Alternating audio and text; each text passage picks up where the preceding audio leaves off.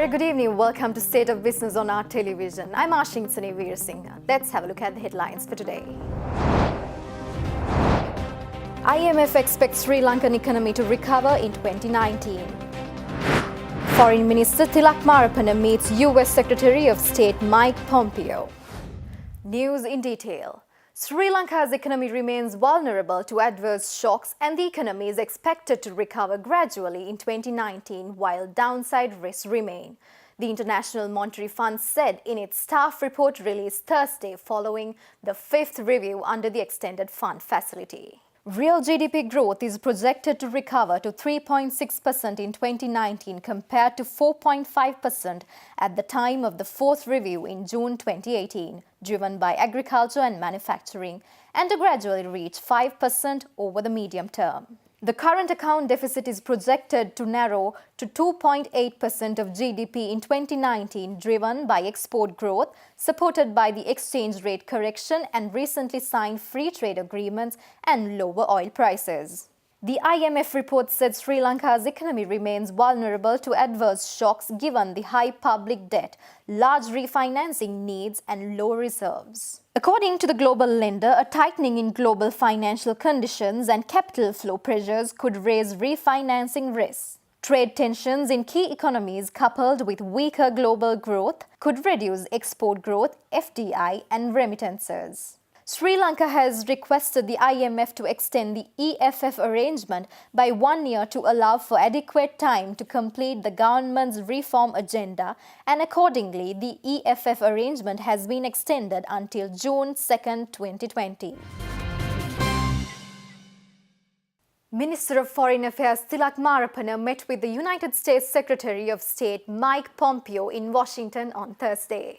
During the meeting, Secretary Pompeo reiterated the US's condemnation of the Easter Sunday attacks and the US's support in Sri Lanka's fight against terrorism. The Sri Lankan Foreign Minister appreciated the support from the US during the aftermath of bombing and conveyed Sri Lanka's interest in preventing future attacks. Both Minister Marapana and Secretary Pompeo welcomed the approval of the $480 million grant from the Millennium Challenge Corporation as an important development. The Organization of Professional Associations of Sri Lanka recently held a press conference with the view of informing the public and media about its stand regarding the current situation of the country.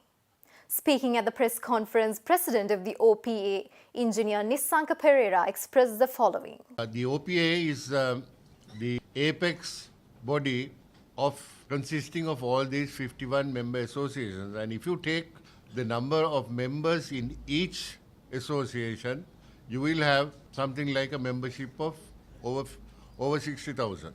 The OPA represents, as we said, we are governed by a constitution, and we are governed by a general forum which is elected. The president and the officials are elected, and they serve for 1 year. And the whole purpose of the OPA is that we focus on, as professionals, we focus on key issues that are currently having some or major impacts to society, to professionals, and to each and every citizen of this country. Speaking further, Nisanka Pereira stated that it is important to re-establish the credibility of governance, which is one of the proposals put forth by the OPA. The creation of normalcy is the most important item that should be considered now. That is what you mean. Creation of back to normalcy. That's one. Second one is credibility of governance should be re-established. I'm saying this very specifically, and we discussed it in our deliberations a little earlier also. President of the OPA, Nisanka Pereira, also expressed the following regarding the sector committees within the OPA. The OPA has within itself, we call it sector committees. We already have a sector committee which is reference to national security, law and order. And in this security, in this sector committee, we actually have within our membership, there are two member associations. One is the retired flag rank officers, that is called AFRO, which consists of very high level generals, vice admirals, air vice marshals and above who retired, who are serving on these as members here, and also the chiefs of police. So we have the membership within our membership.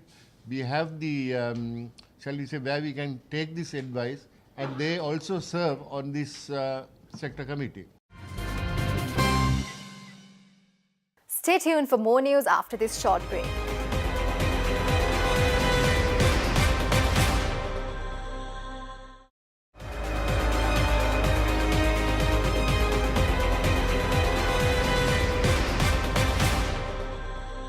Welcome back after the break. Issuing a statement, the Ministry of Justice and Prison Reform states that a total of 762 prisoners would be released on presidential pardons in the wave of Vesak Poya, which falls on Saturday. The national ceremony would be held under the auspice of President Maithripala Sirisena at the Valikada prison at 10 a.m. on Vesak Poya Day. 26 female prisoners are among the prisoners who would be given presidential pardons. Prisoners from some 30 prisons, including 117 from Valikada prison, 62 from Pallekele prison, 55 from Mahara prison, 50 from Anuradhapura prison, and 53 from Pallansena prison will be given presidential pardons. The pardon will be given according to the clause 34 of the Constitution, and that 762 is the largest number of prisoners ever to be released on a presidential pardon and will consist of those who have committed minor crimes. Those who have been convicted for rape, child abuse and drug offences would not be released. Attorney at Law Premanath Dolavatta today lodged a complaint at police headquarters requesting that Minister Rishad Badiuddin be brought into custody for questioning regarding the comments made by Army Commander Lieutenant General Mahesh Senanayake recently. Speaking to media after lodging the complaint, Attorney at Law Premanath Dolavatta expressed the following. It's a very clear-cut evidence that Honorable Rishad Badiuddin had called to Army Commander regarding release of this terrorist activists. Now the evidence is very clear that police can take action. This is no suspicious thing. Already he had revealed this incident. Therefore, we have made a complaint regarding ICCPR and the same time PTA, and also this is at the moment whole country governed by emergency law. So therefore not only the police but also the army commander can arrest this person, and even we don't need to have a arrest at this moment, even take him to custody to take a single statement. The MET department states that the showery conditions are expected to enhance in most parts of the island, particularly in southwestern part in the next few days. Showers or thunder showers will occur at several places in the western, Sabaragamuwa, central and northwestern provinces and in the Galle, Mathura districts. Showers or thunder showers will occur at several places in the Uva, North Central and Eastern provinces and in the Hambantota district after 2 p.m. Fairly heavy falls of about 100 mm can be expected at some places in Western, Sabaragamuwa and Uva provinces and in Galle, Mathura and Nuwara Eliya districts. There may be temporary localized strong winds during thunder showers, and the general public is kindly requested to take adequate precautions to minimize damages caused by the lightning activity. Showers will occur at several places in the sea area extending from Puttalam to Trincomalee via Colombo, Galle and Batticaloa. Winds will be southwesterly and speed will be 20 to 30 km per hour in the sea areas around the island. Wind speed can increase up to 50 km per hour at times in the sea area extending from Puttalam to Kankasanture via Mana and the sea area extending from Hambantota to Pothuil. Deep and shallow sea areas extending from Hambantota to Pothuil can be rough at times. We'll be back after a short break.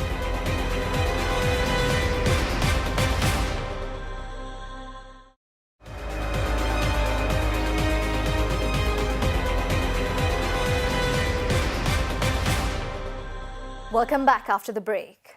Trading at the Colombo Stock Exchange ended on a mixed note today.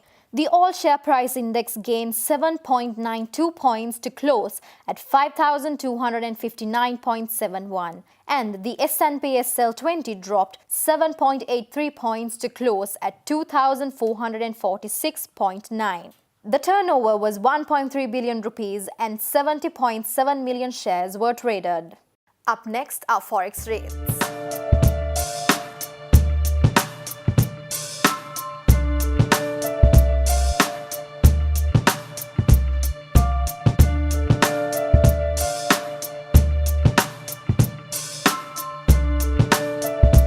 That's all the news for today. Join us tomorrow on Biz Roundup. Until then, take care. Good night.